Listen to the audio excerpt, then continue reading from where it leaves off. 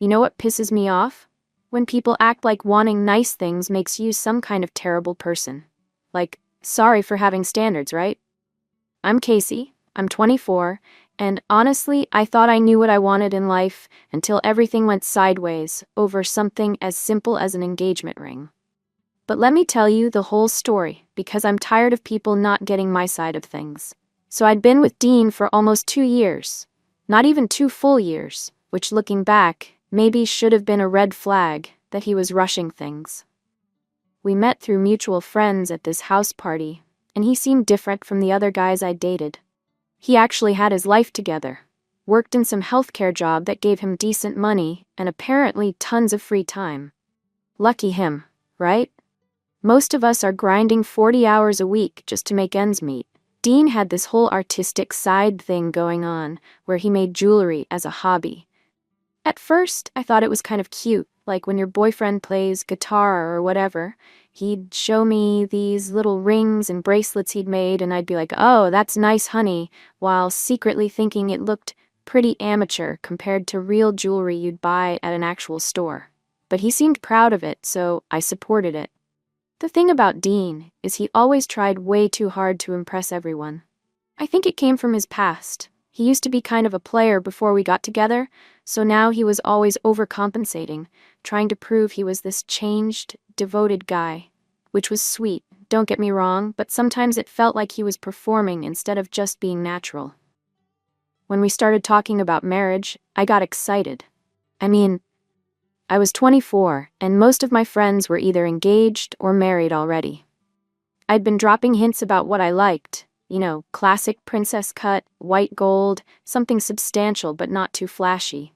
I'd show him pictures on my phone when we were scrolling through social media, like, "Oh, look how pretty Sarah's ring is," or "Wow, that's exactly the style I love." Just normal girlfriend stuff. I spent hours on Pinterest looking at rings, and honestly, I had pretty clear ideas about what I wanted. Nothing crazy expensive, but something that showed he was serious about our future. Something I could wear proudly and not feel embarrassed about when people asked to see it. Is that so wrong? Dean seemed to be listening to all my hints, and I could tell he was planning something. He'd been acting all secretive and nervous for weeks, and I was getting so excited thinking about how he'd propose, where we'd have the wedding, all of that. I even started looking at wedding dresses online, just for fun. His family seemed to really like me too.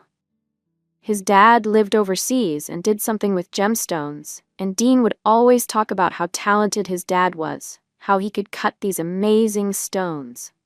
I thought it was cool that he had family in that business. Maybe it would help us get a good deal on a ring.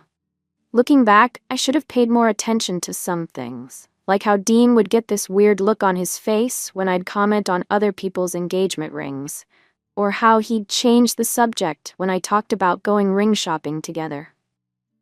I just thought he wanted to surprise me, which I respected. I remember one time we were at the mall and walked past the jewelry store, and I stopped to look at the engagement rings in the window. Dean seemed uncomfortable and kept trying to pull me away, saying we should go grab lunch instead. At the time, I thought he was just being secretive about his proposal plans. But now I wonder if he was already planning to make the ring himself and didn't want me to get too attached to the store-bought ones. The weeks leading up to the proposal were so exciting. I could tell something was coming. Dean was acting all nervous and kept having these mysterious phone calls that he'd take in the other room. My friends were asking if I thought he was going to propose soon, and I was trying to play it cool, but inside, I was dying to know when it would happen. I kept imagining the moment, where he'd do it, what he'd say, how the ring would look on my finger. I pictured calling my mom right after, posting a photo on Facebook, all my friends commenting about how beautiful it was. I'd already started thinking about who I'd ask to be my bridesmaids and what kind of wedding we'd have. Dean had been working late a lot, which I assumed was just him picking up extra shifts to save money for the ring. Sometimes he'd come home with little scratches on his hands, and when I'd ask about it, he'd just say it was from work. I figured healthcare could be rough on your hands sometimes. The anticipation was killing me, but in the best way. Every time Dean suggested we do something special, I wondered if this was going to be the moment. Every time he seemed extra nervous or excited, I thought maybe today was the day. I was practically vibrating with excitement for weeks. Now here's where everything started. Dean suggested having a little get-together at my place with my family. My parents, my sister Jenna, a few close relatives. Nothing fancy, just pizza and drinks, but it felt special because Dean had never really organized anything like that before. He seemed so nervous that night, barely eating, checking his pocket every few minutes like he was making sure something was still there. When he finally got down on one knee in front of everyone, I literally felt my heart stop. This was it. This was the moment I'd been dreaming about for months. My mom started crying immediately, and my sister was grabbing my dad's arm like, "Oh my God, it's happening." The ring box came out, and when he opened it, honestly, my first reaction was relief that it was actually happening, followed by genuine surprise at how unique it looked. It wasn't what I'd been expecting at all, but it was definitely beautiful in its own way. The design was this intricate leaf pattern with what looked like garnets on the sides and a really nice-sized diamond in the center. It was definitely different from anything I'd seen before. Dean was shaking as he put it on my finger. And when he told everyone he'd made it himself, the whole room just erupted. My dad was asking all these questions about how he learned to do that. My mom was going on about how romantic and thoughtful it was. Jenna was taking pictures from every angle.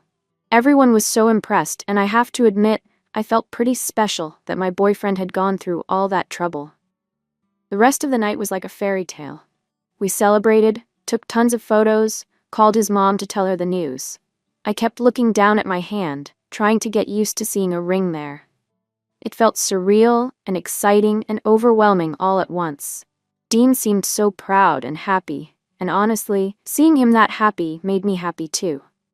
We stayed up late that night just talking about everything. When we wanted to get married, where we might want to live, what kind of wedding we wanted. It was one of those perfect nights, where everything feels possible, and your whole future is stretching out in front of you, bright and shiny and full of promise. I fell asleep that night spinning the ring around my finger, still hardly believing it was real. Tomorrow I'd start showing it off to my friends, start planning our wedding, start this whole new chapter of my life. I was engaged.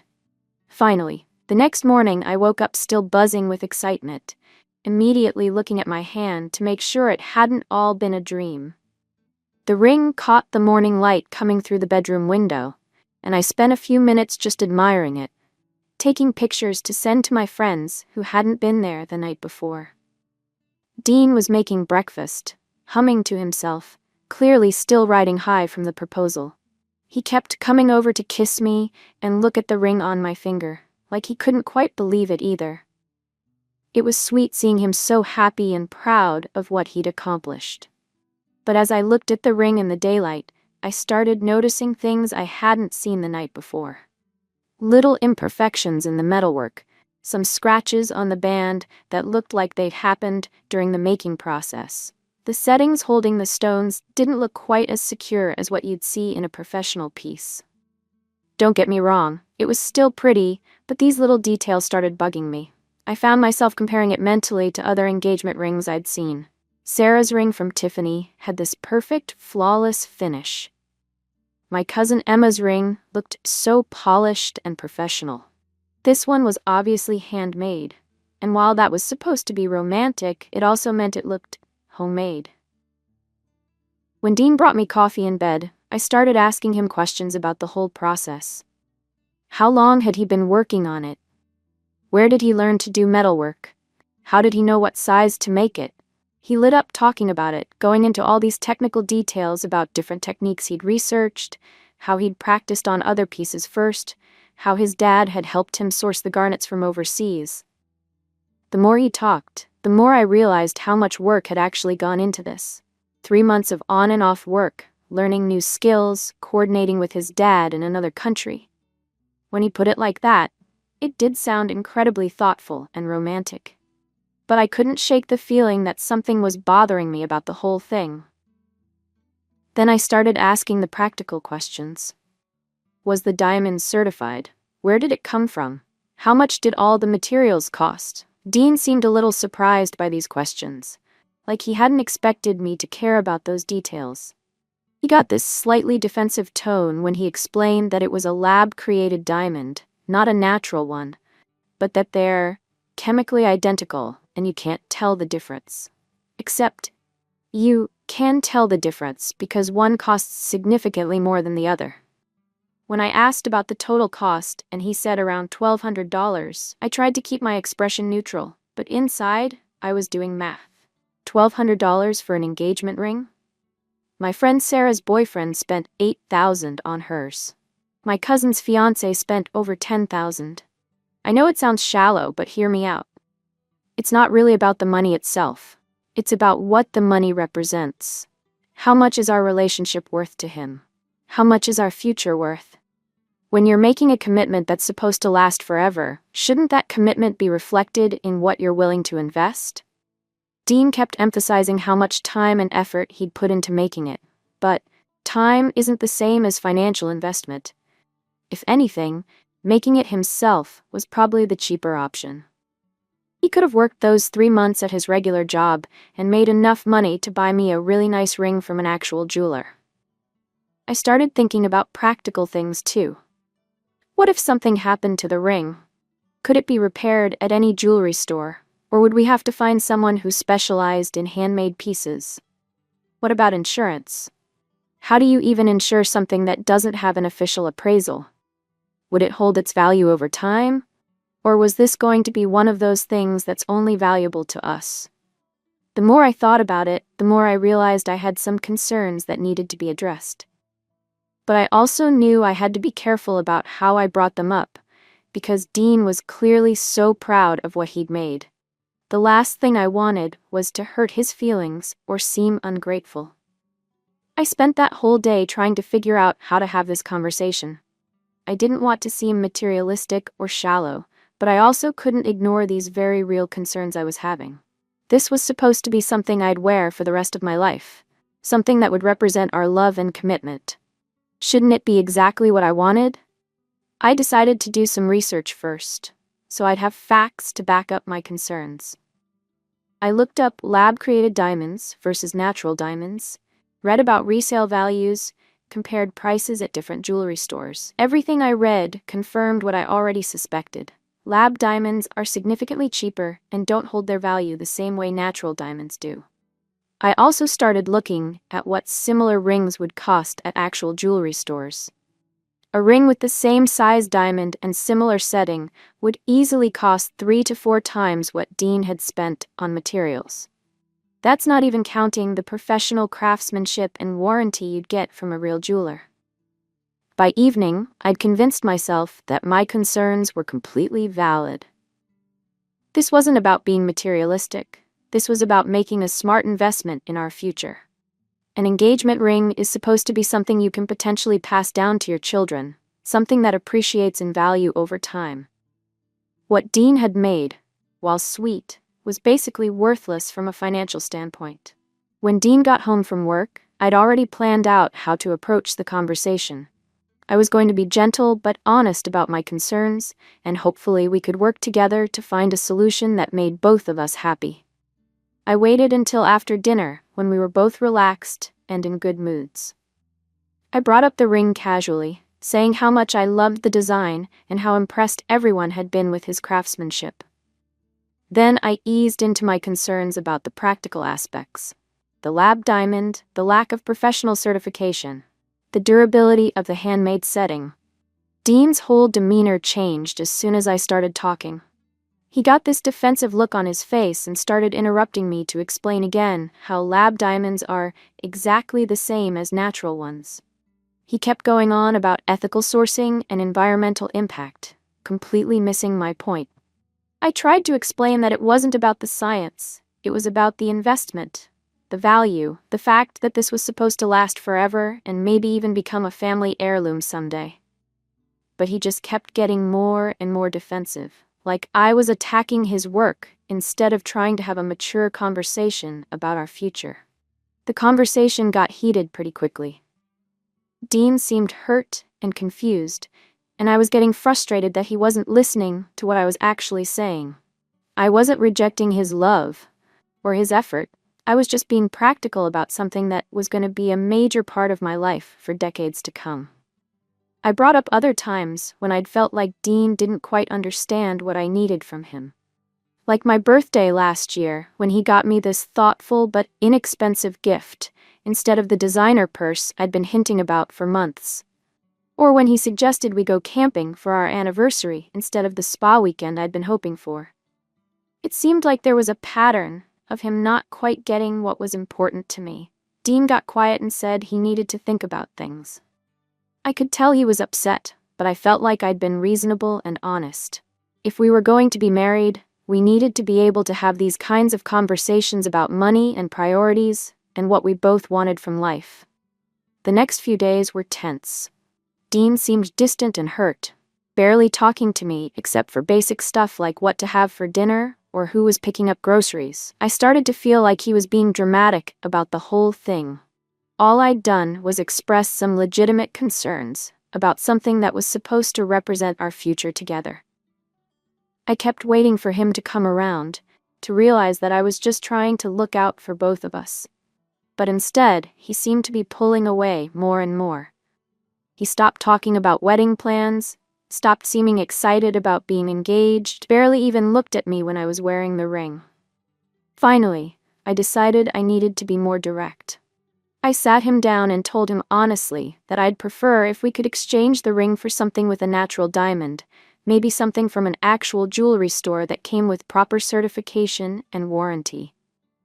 I wasn't trying to hurt his feelings, I was just being practical about what I wanted to wear for the rest of my life. Dean got so quiet when I said that. He just stared at me for the longest time, and I could see something changing in his expression.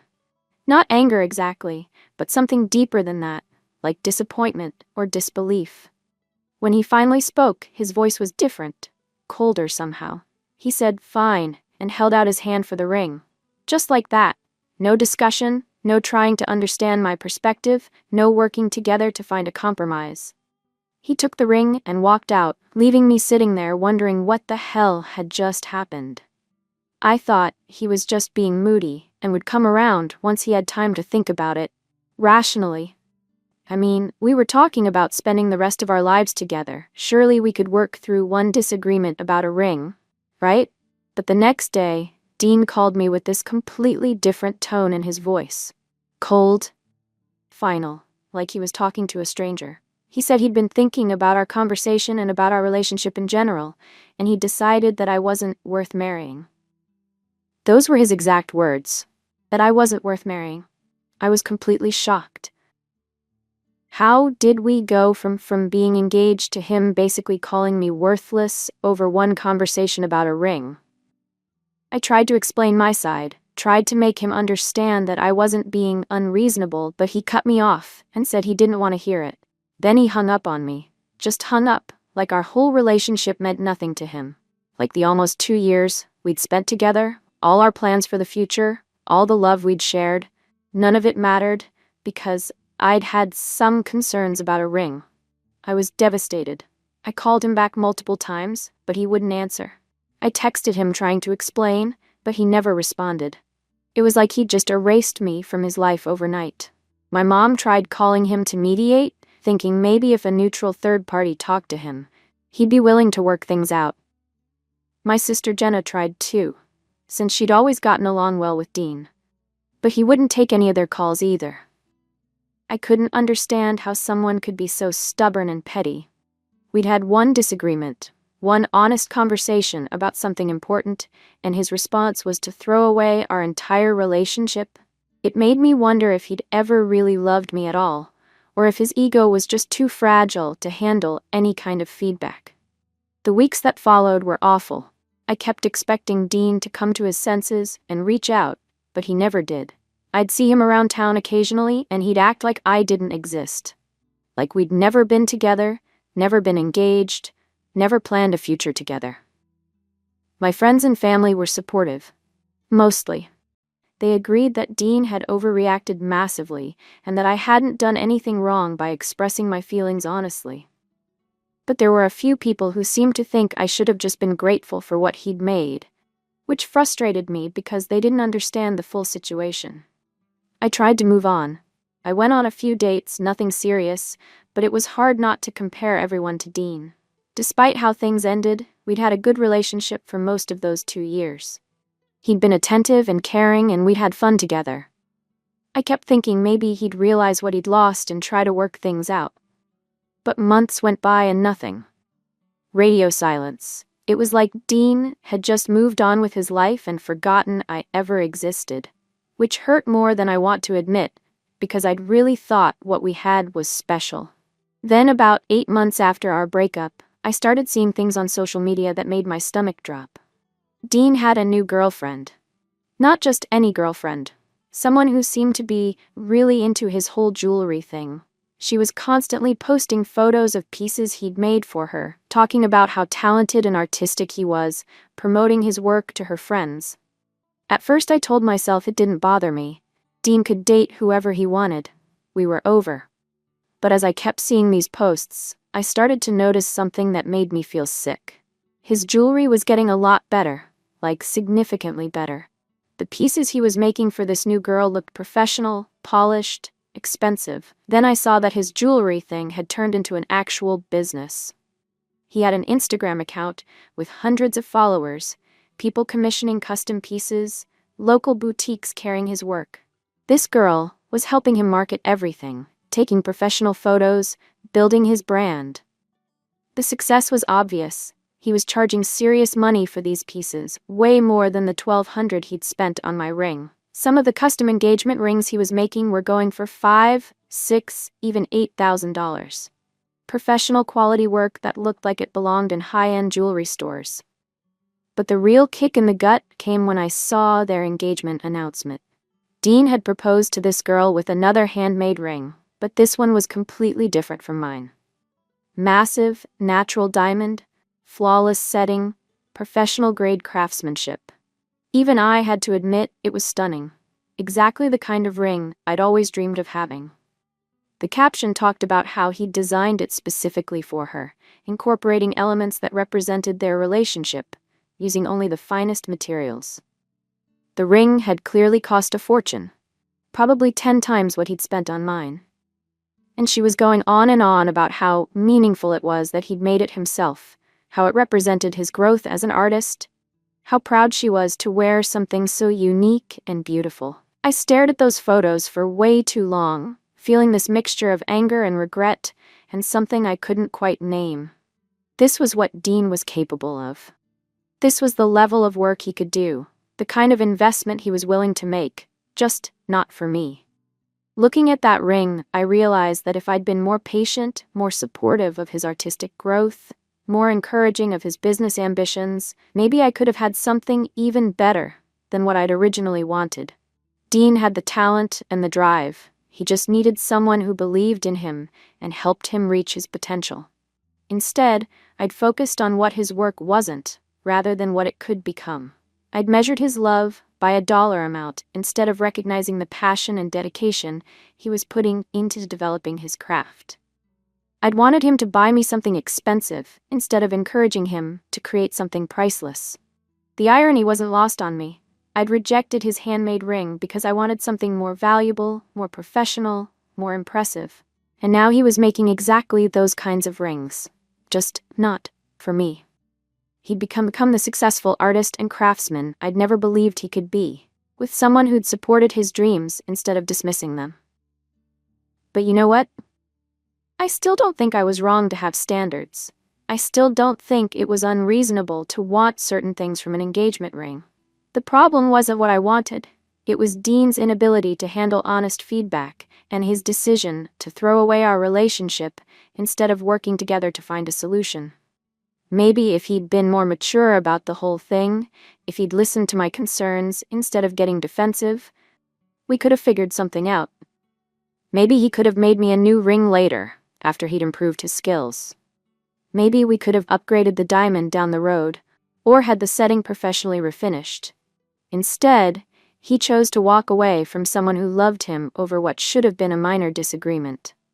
And sure, Things worked out well for him in the end, but that doesn't mean his reaction wasn't completely disproportionate to the situation. I'm doing fine now. I've moved on, I'm dating someone new. And honestly, I'm probably better off without someone who would abandon our relationship so easily. But sometimes I do wonder what would have happened if things had gone differently. If Dean had been more understanding, if I'd been more encouraging, if we'd both been willing to compromise. The whole experience taught me a lot about relationships and communication, and what really matters when you're building a life with someone. But it also reinforced that having standards isn't wrong, and neither is being honest about what you want and need from a partner. I just wish Dean had been mature enough to work through our differences instead of giving up on us so easily.